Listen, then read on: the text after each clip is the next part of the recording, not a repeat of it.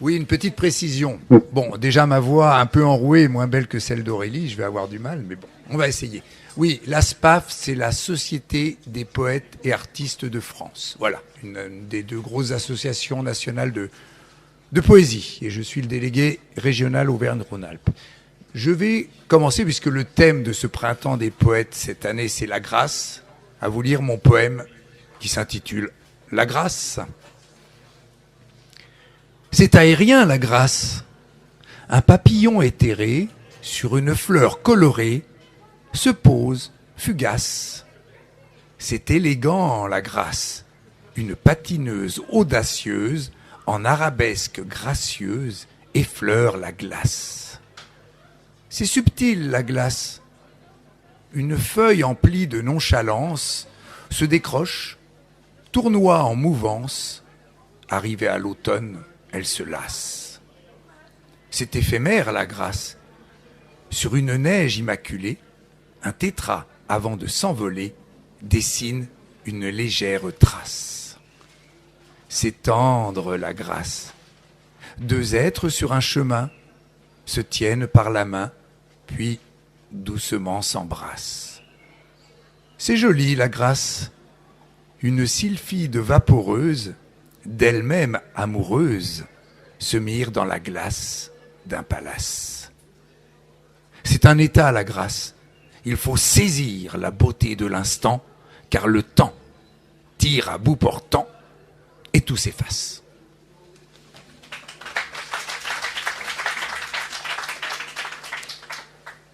Alors, puisque nous sommes à Annecy, je vais vous lire mon poème qui s'intitule « Lac d'Annecy », notre beau lac.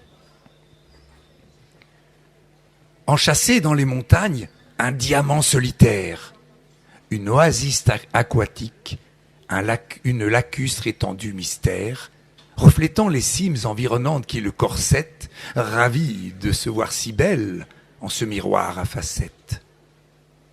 Les ruelles piétonnes flânent le long des quais, rampantes.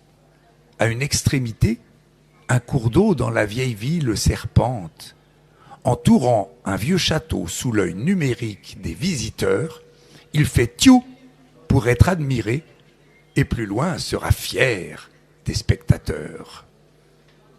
Ces rives, finement bordées d'un ourlet cyclable, offrent une pédalante balade des plus agréables.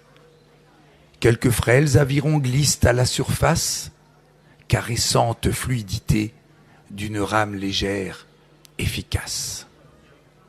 Dans cette eau pure se cachent des écrevisses, attendant une eau bouillonnante de sévices. Pour votre noble palais, l'omble se fera chevalier. Fraîcheurs et finesses sur vos papilles seront alliées. Des cygnes, boursouflés, exhibent aérien blanc-neige. Vivantes îles flottantes sur ce nectar tournent en manège. L'eau, le ciel et la matière intimement se confondent. Venez, dans une même onde, partager notre monde.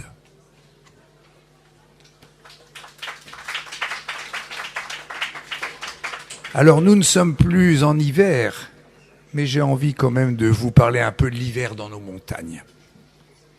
Mon poème s'intitule « Un hiver à la montagne ». Au matin, les sapins se lèvent poivre et sel, la tête blanchie d'un enduit universel.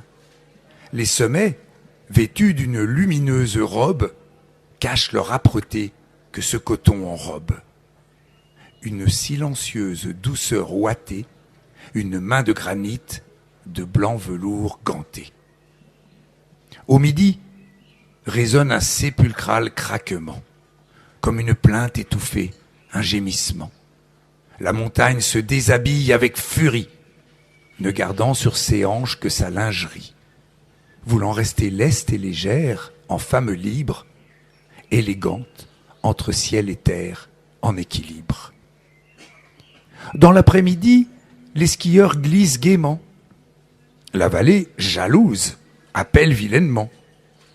Avec regret, à peine une dernière trace, témoignage estampillé d'un plaisir fugace, douce marque d'une éphémère signature, avant de s'enfermer captifs dans leur voiture.